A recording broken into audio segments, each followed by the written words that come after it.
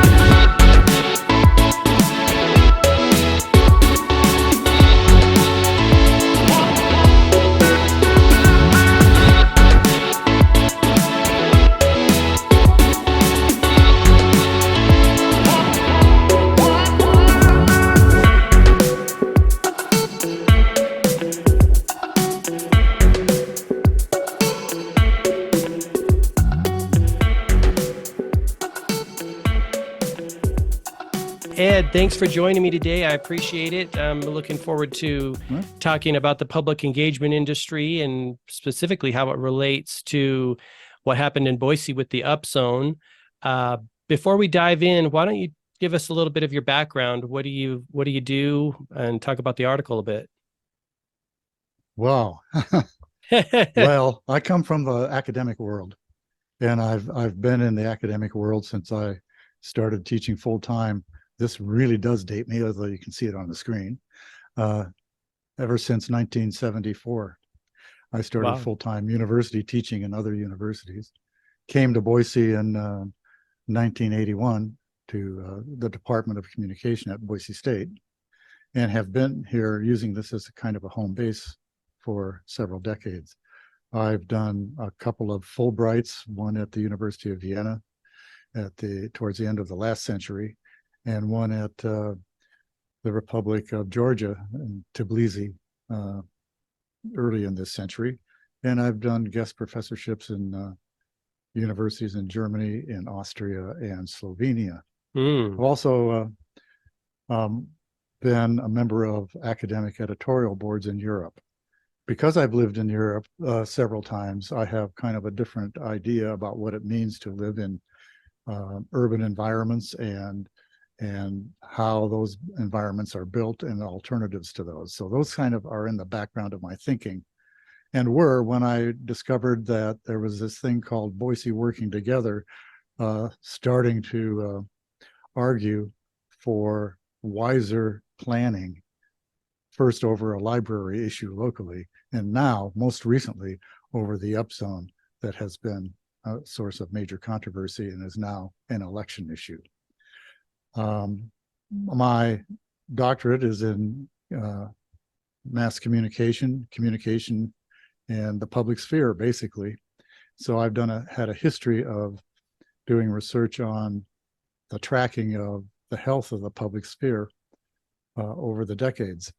And I must say that with each decade, we see the public sphere, the public itself, being further and further commoditized and subject to basically manipulation by public relations campaigns, so that the public sphere now has become less and less a place for reasoned discussion, deliberation, and debate, and more a kind of combat zone over vested interests. And we're quite aware of this now at the national level, but also at the local level. The divides are great, and people live in silos. And I must say, given my long academic history, I've also witnessed the proliferation of ever more, I would say, specialized, narrow siloing of discussions of the public. Most of what passes for communication studies today in application is really just another version of business school public relations campaigns. Yeah. So that's in my background. Those themes have been there for a long time, and I've been writing about these things in journal articles ever since my PhD dissertation, which Wow. was about administrative communication research Oh, so and you've critique been of in that in the this academy. Yeah. you've been in this sphere and this on this topic for a long time. Then you've got a lot of information, it seems like. Well, and a lot of discussion and debates among academics and practitioners as well. Mm. But I think that when you get to the level of trying to work within local politics, there's not much what interest in discussing the broader issues. Yeah, You know, right. Well, I we're was gonna so here and now focused. right, right. Well, I was gonna ask you, reading through your paper and getting familiar with it there, it's my question that I want to ask is, it seems like this has been going on since the beginning in one form or another, and since the beginning of time. I mean, is it worse now than in your experience, or what are you finding? Because I mean, it seems like always the government and powers that be would want to exclude the people so they can just do their business. I can even see this going back and being prevalent in Roman times or ancient times. Like, public stay out of our work. We'll take care of it. What are you finding? Well, it's not just my opinion. There's a lot of research that sort of blew up in the late 20th century and into the 21st century, showing that a shift has really been occurring in the overtaking of public debate and discussion. Wow. The effort to rather sophisticated sometimes efforts to manage the direction and the framing of public issues and public solutions. I would say if I had to pick a mark, I'd have to go to the United Kingdom and say about 50 years ago, actually, when researchers were starting to show that the management of public information, and the term public engagement starts showing up, over questions of science in the public.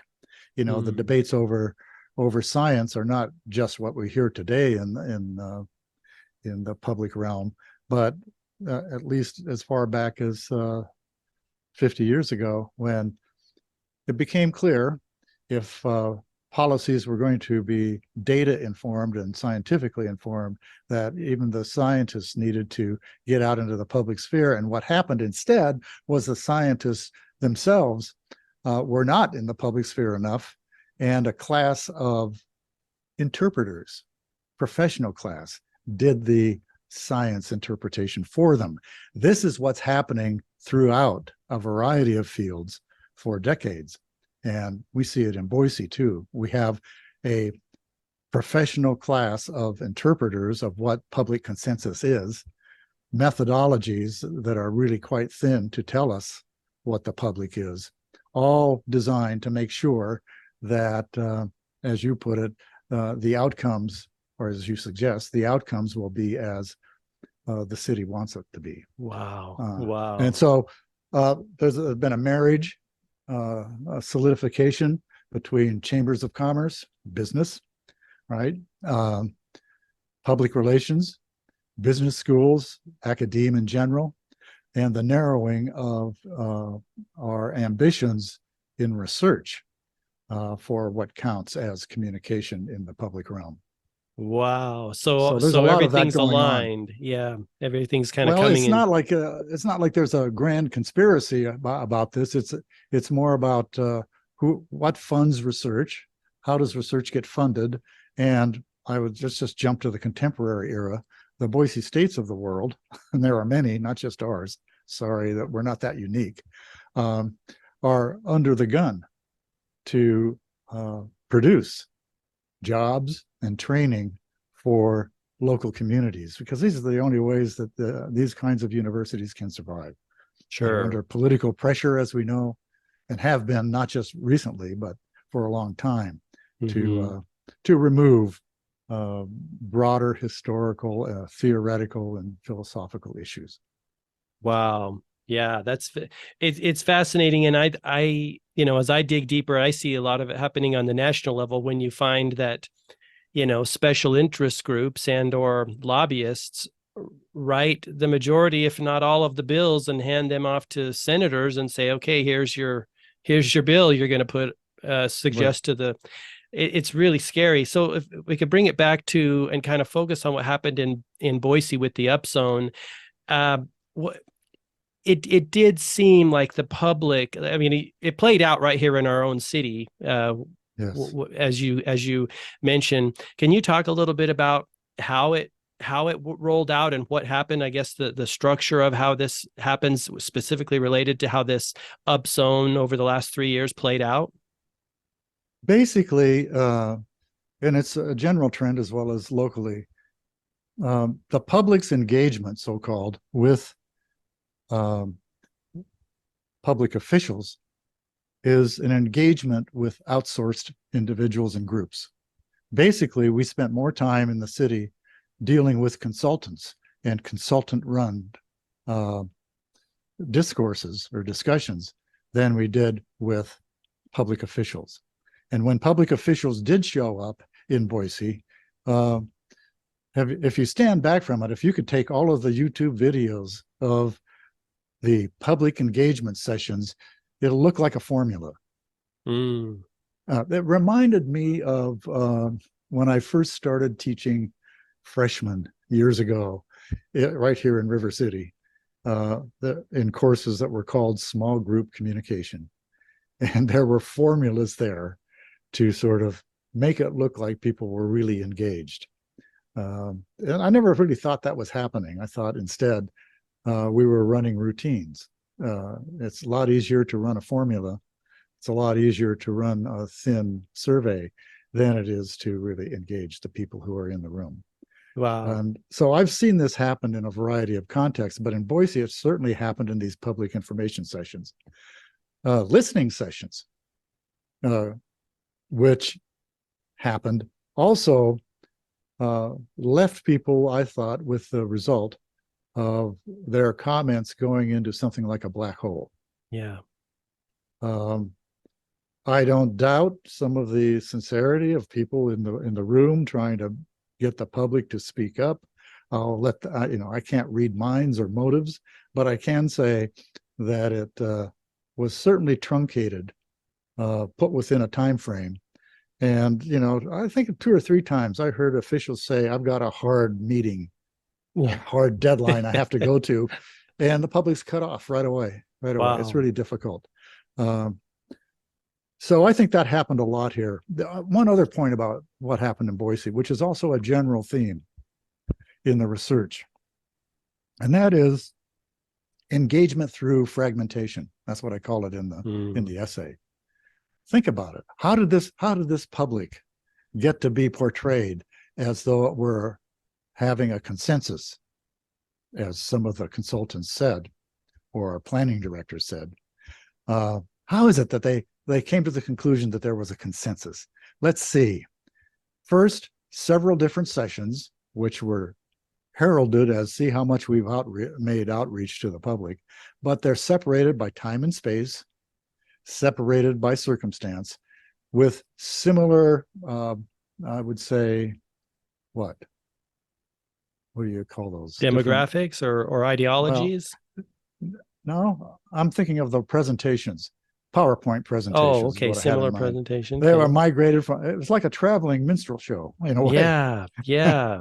But they were all separated. And meanwhile, data was gathered, sort of, so that it's abstracted from the actual sessions, put into a graph, as we can see on the city websites, or did see on the city websites, and portrayed as though, look, how many people we have dealt with, and here are some of the comments.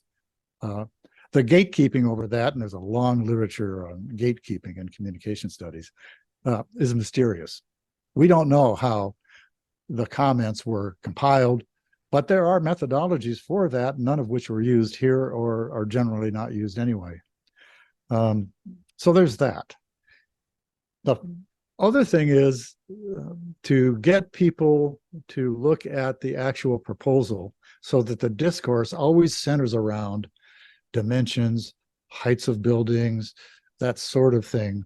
Once you start going down that road, instead of being able to reframe the issues, in your own terms, in the public's term, basically the strategies worked in Boise, but that's nothing new here. It wasn't brilliant. It wasn't innovative. It's happened throughout the country and it's happened around the world, trying to make, through the public engagement industry now, trying to make the people appear as though they are on the same page. It's really quite a remarkable transformation from public relations to public engagement. And public relations has a long history in propaganda studies. So if you want to go back even further, you can go back to the 1910s and 1920s with the rise of propaganda studies. Yeah. In the US, we don't have to go to Nazi Germany for that. We can look to our own history. Well, it's interesting you talk about that, the framing of it, because many times throughout this process, we've heard people say, well, the city says we need this many homes, we need to do this, we need to do that. And people ask, well, where's the data? Where are you getting these assumptions? Where are you getting these? And I haven't heard, and everyone says, well, we never got that from the city. We never got this base level, why we're doing this. So I think it's fascinating that you mentioned that it was framed in, we need to do this, we're going to do it, and as opposed to asking why. I think if you had the ability to read other planners, let's just cut to that. Forget the philosophers and the theorists and the social scientists like me who like to talk about these more general things. Let's look at what some alternative planners have said. I never saw one mention, for example, of John Forrester, who was a longtime planner, who wrote a lot about the public. I start my essay off with one of the quotes from him, where he writes, "The structure of the economy," I'm reading this now, "produces autonomy and independence for some people, powerlessness and dependency for others." This is a planner, a city planner. Wow. Talking. Where's that consciousness in the planning milieu in Boise City? It's not there. I even, in my last semester full-time running seminars at Boise State, I even had a university planner in one of my seminars, and I'd had my students read one of Forrester's books over that. So there's awareness, but there's not use of that kind of work. Yeah. If I was going to recommend something else to read about this so that you can deal with analogs to Boise City, I should point out that I take the phrase public engagement industry from Carolyn Lee's book.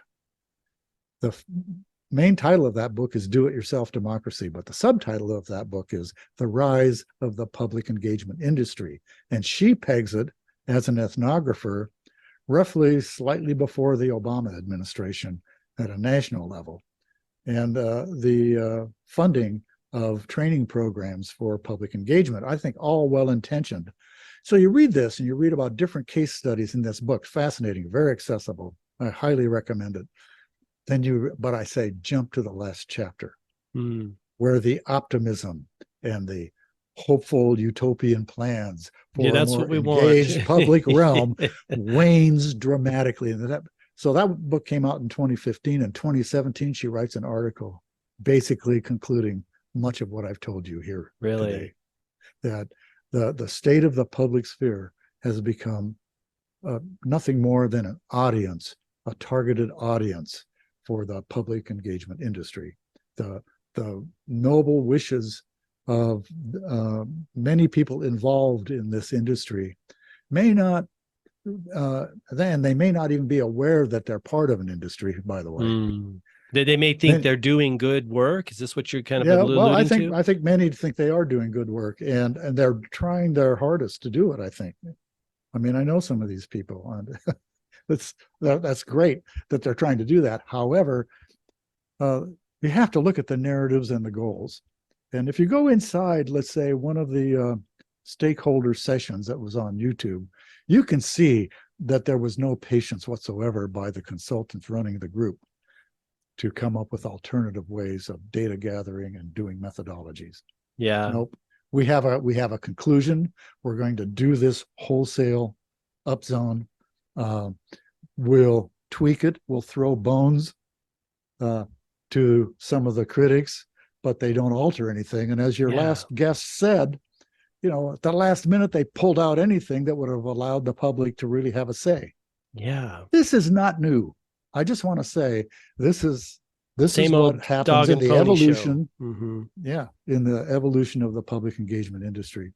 So I really urge people to look at this less in terms of the personalities who've been involved, even less in terms of the political individuals involved, and just realize that we have we have a generation, more than a generation, having been narrowly trained and schooled on what constitutes, ethical and authentic political life. That's an old theme in American history. Yeah. Yeah.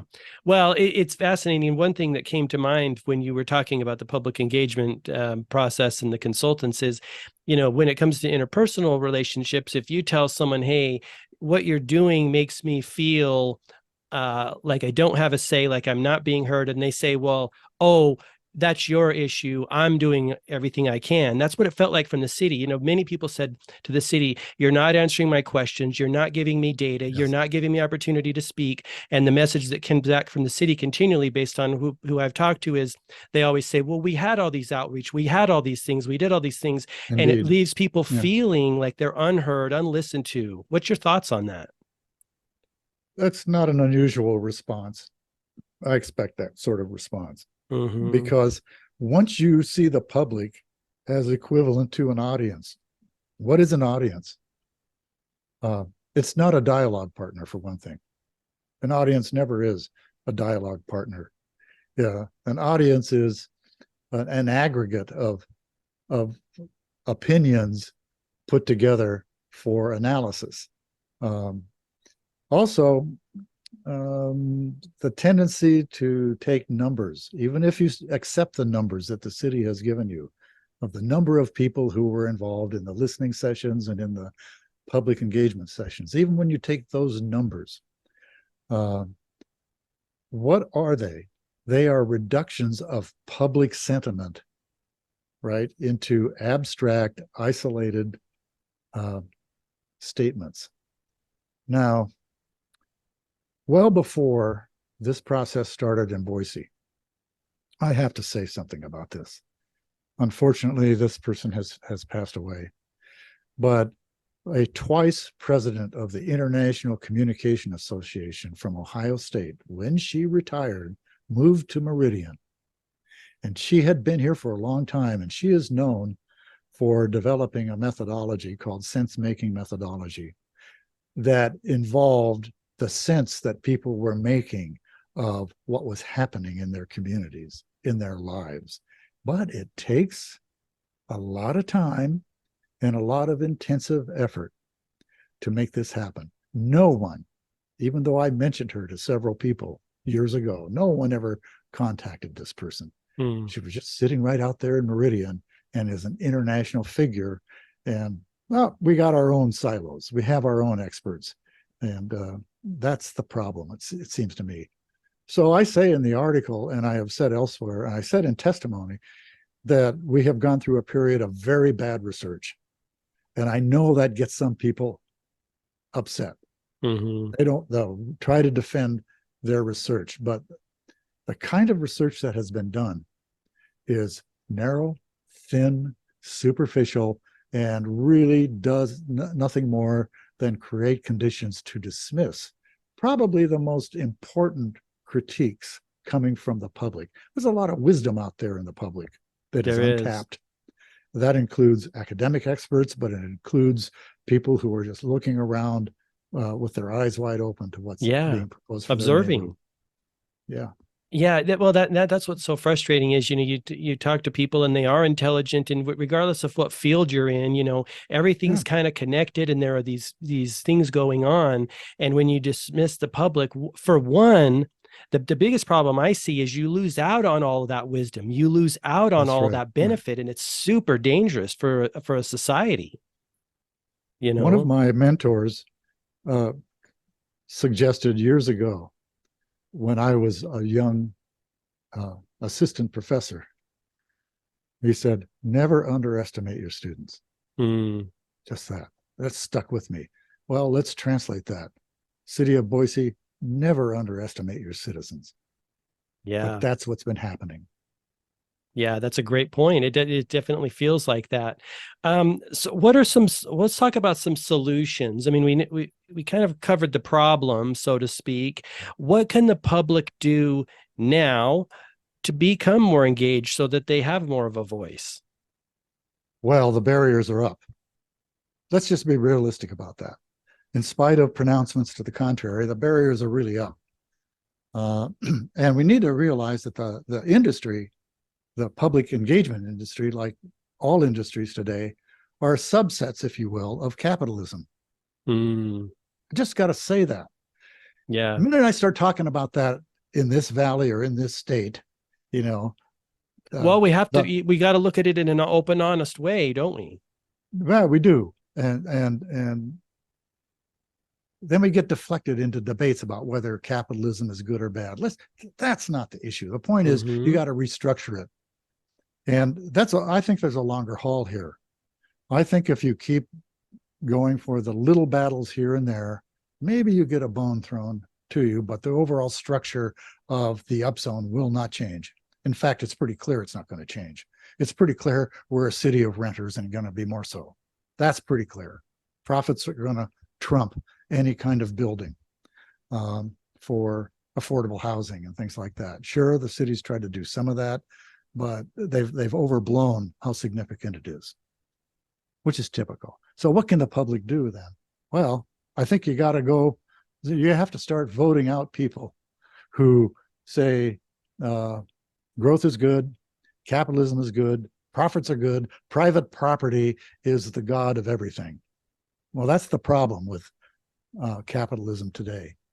Mm-hmm. Private property matters, yes, but in some countries, private property and social equality are put together. Some European countries, at great peril sometimes, still try to maintain that, but we're not doing that here. I think Yeah. there were intentions to try to do that through the Obama administration, for example. They really tried to do that as they really gave a lot of fuel to the growth of the public engagement industry, and it Mm-hmm. blew up. It just blew up. Yeah. Well, it's So I'm interesting. sorry. I think you have to go for Yeah. that. You have Yeah. to, Well, that's fact. Yeah. stop talking about the public as though the public is a series of consumers. We're not just Mm. consumers. I once called downtown to the city to try to talk to somebody in one of the departments, and so said, the receptionist, this is a few years ago, said so and so is talking to another consumer, and I said, I'm not a consumer. I'm a citizen. Wow. So that may be That's how they that's see us, huh? capitalism rearing its ugly head, and my Hmm. objection to it. Yeah. So I think I'm sorry, that's not a satisfying answer. Uh, it's a longer term problem. I think you Yeah. have to change the politics of this state Well, drastically. to that Rent point, control, for example. yeah, right. I mean, to that point, it does appear that the reason more people are waking up is because the machine is starting to touch and consume more people. I mean, specifically going back to some of the things that have happened in Boise with the trailer park in Garden City, being moved, and they're doing a development there. If it doesn't touch someone individually, they're just like, oh, that's over there, I'm okay. But as soon as the machine and the capitalistic machine starts to touch people, more people wake up, and you realize, oh, I'm just as susceptible as the person next to me or this person over there at some point in time. And then people are like, oh, we have a problem. That's what I'm finding. Well, yes, and It's one other thing unfortunate. I must say about this in terms of the what can we do. Wasn't it just 3 or 4 days ago a report came out showing that Idaho was in the bottom 10 of the best places to work, and a major thing there still was wages. Mm-hmm. the wage to rent ratio Yeah. is something you don't take care of by messing around with whether you're 3-story or 2-story. Yeah. Yeah. You miss the mark, don't they? Yep. Mm-hmm. So how do you attack that? What are you going to ask people who are running for city council and mayor? What are you going to ask people who are running for U.S. Congress and Senate? Where are these changes going to occur? A lot of money behind all of these people who are winning the game right now. There is, and it can be somewhat daunting and discouraging when you really think about that. And that's why, grassroots organizations encourage, hey, public, inform yourself, please go out and vote, really look into what's going on. I mean, I don't realize the public's busy, but gosh, it's so important. Yes, and realization alone just isn't enough. It sits Mm-hmm. in your own dwelling. I mean, it Yeah. stays in your head. Meanwhile, we'll see what happens with the promises that are made, but I have grave doubts about how wonderful the transformation of this or any other city, for that matter, under such upzoning moves will be. Yeah. Well, and the frustrating thing was, this has been going on for, upzoning's been going on for a decade and a half ish. And there's a lot of evidence out there. And Mhm. I have not found a lot of positive evidence. I find that people say our cities or our neighborhoods are more crowded, wider, more wealthier than ever, that they felt the city was disingenuous. Speaking specifically New York, Soho area, the residents felt the city was disingenuous Yeah. in their promises. And it's frustrating that that type of information, people aren't aware of that, when other cities do it, because it's been going on for a long time. And to your point about planners, Patrick Condon called upzoning a costly mistake, and that Yes. adding density does not solve the affordability problem. Vancouver quadrupled density, and they're one of Right. the most expensive cities ever. So it's what I find is that the information that the public needs in order to come to a conclusion is just right below the surface, right there waiting. A couple of Google searches and you've got it. But even that Right. is That's is true. not being done. Well, I try to in the essay I wrote, and because I guest edited this special issue on public engagement for that journal. Uh, what I've found is there's a lot of research that's not even picked up in sort of the quick and dirty Google search. Mm-hmm. And how far can this go? Um, one of the authors is from Nigeria, who documents how public engagement was a way to move towards violence. Wow. Just an amazing essay. Another from Poland talked about the use of public engagement to control protests directly. Mm. This if you want stark examples of what seems sort Extreme. of Yeah. yeah, they're not so extreme. They're becoming normalized in much of Yeah. Central Europe and in Yeah. Africa and in parts of Asia. Um, there's an essay on Florida education Mm-hmm. that talks about what is happening there and trying to Sure. weaponize public comments. They say in Florida public schools. Wow. That's a trend that's happening right now in our politics nationwide. We should look at that as part of the public engagement industry's Sure. success. Or how even investors, if you want to go inside capitalism, an interesting essay by some people in South Korea about public involvement in public budgeting Mm. met resistance. These kinds of things are fascinating to me. Mm-hmm. And I see analogs, extensions of what happens nationwide here. But we're pretty good at having, I would say, something like public, what, P.T. Barnum like Shows. proposals, Proposals. shows touting how great things are now. Yeah, but beneath the By surface, not so much, right? I'll take one other example if I could. Yeah. I've learned that, and there are people in our city who know this better than I, But I have learned that recently that trees, the campaign to plant trees, great, alongside a plan to have very little green space. Yeah. And the buildings will overshadow the trees. And if the trees aren't higher than the buildings, they really don't give you the benefit of better air quality. Yeah. Well, and it's funny you mentioned that, because I look at the trees that are being planted, and they are small leaf, Mhm. urban. They're designed to thrive in an urban environment next to cars and smogs and dirt, and they're designed to be very thin. It's basically, I mean, it technically is a tree, but they're not really trees that are vital and vibrant to doing what trees need to be doing. They're urban trees designed for specific uses, you know? Which do not provide the cooling Mm-mm. and oxygen producing benefits Yeah, of exactly. old growth trees that uh, Exactly. we worry about. Anyway, that's a see what happens. We can pick an issue Right. and just go from one of these things to another one of these things. Well, Meanwhile, the meanwhile, structure right, the moves structure. on. What I find is that, going back to every person's individual wisdom and experience, what I find is there are infinite roads from which to arrive to the conclusion that something's wrong. Like if you're an architect, like Gregg Ostrow, he is arriving at the conclusion there's a problem by applying his wisdom. And if you're an arborist, you walk down the street and you see a bunch of honey locusts and like small leaves, very specifically to parking lots, and that's an interesting kind of a solution to a tree.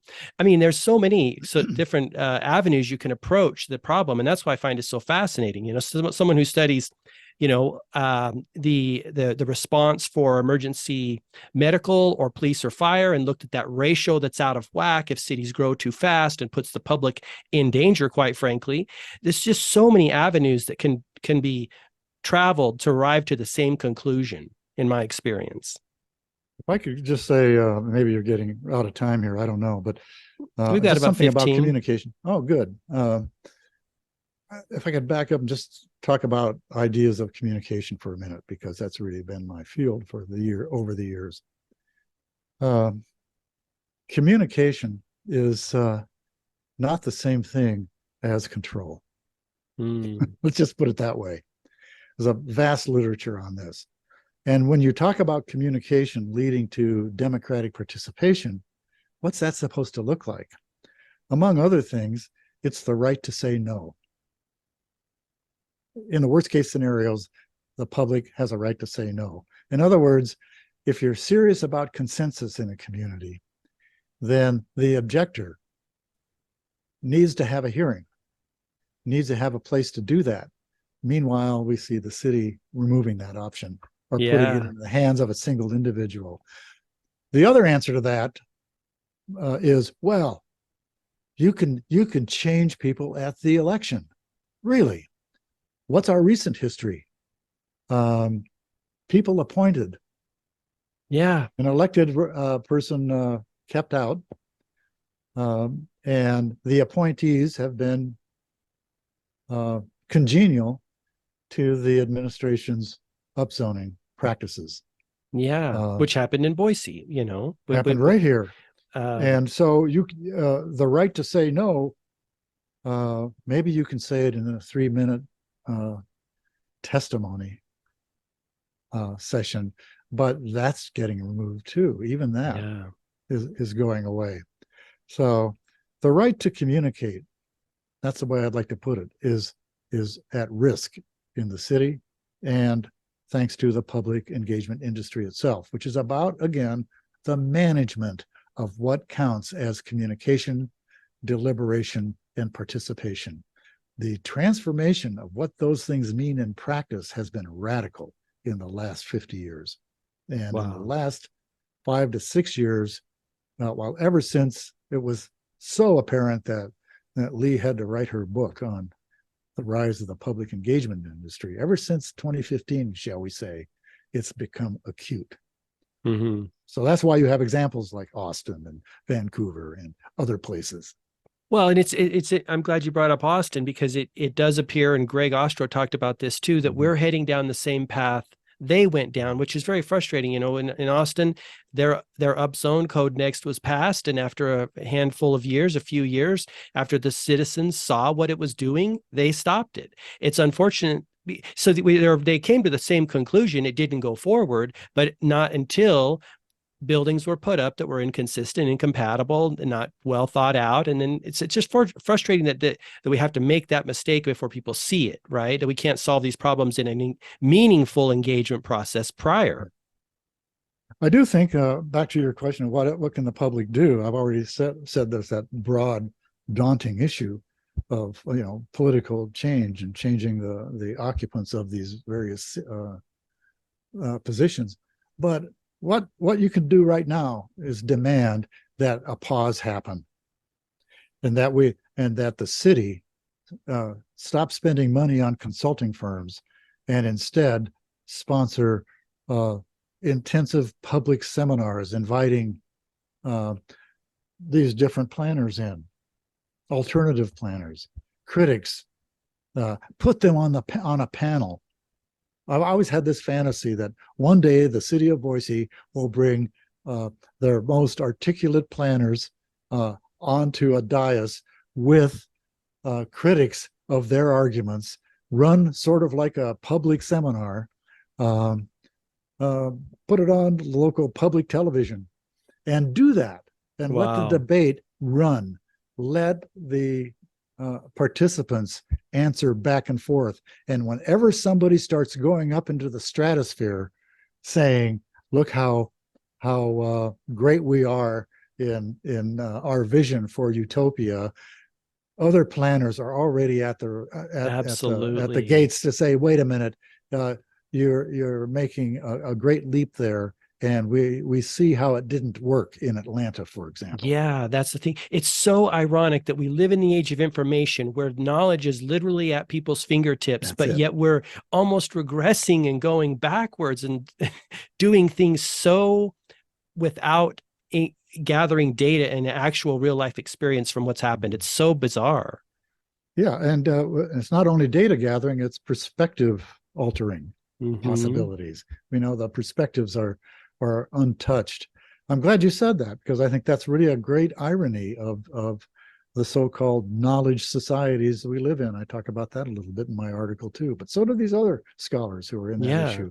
Yeah, a lot of people see it. They see the disconnect. It's like, this is so bizarre, right? We should as a society, we should be thriving more and creating better solutions to the problems. And it seems like we're doing the opposite. That's part of the irony of the public engagement industry itself. I mean, much of the impetus to start that actually made those arguments. Did they? Really said, yeah, the public needs better information. We want to provide them more quality information. But instead, that got turned inside out. That today it became a 600+ page juggernaut running through fragmented public meetings and listening sessions, leading to tables saying, we engage these many people. Oh, you're a critic? That's nice. Yeah. Go to the sidelines. That's what's happening. Yeah, exactly. Well, and then you come down to the reality that even an architect, as Gregg Ostrow talked about, he said, I couldn't even understand in many times what they were talking about. That's a real problem. Because if you did a rhetorical analysis of what was being said in some of these meetings, there's really a lot of fluid movement between concrete dimensions and what kind of city we want. That's where the confusion comes in, because the people are saying, we want this? Do we? Who's we? Who is we? Exactly. Back to that, back to the basis of why we're doing this. I mean, the presumptions of it. That's fascinating. Right. Yeah. Like, why are we doing it? It's so fascinating. Yeah. Let me see if I had anything else here that I wanted to ask you about here. Let's see. I think we've kind of covered, most of it and how it relates to Boise and what happened with the upzone. I really appreciate you sharing your wisdom and experience with us. Do you have any closing remarks or ideas you want to leave us with? I just think that we need to be aware of the environment in which we live. And it's not just an environment of streets and neighborhoods, and that's all very important. It's an environment of an industry-driven vision of what life is supposed to be like. It's an industry-driven vision of what the role of the public is in policymaking.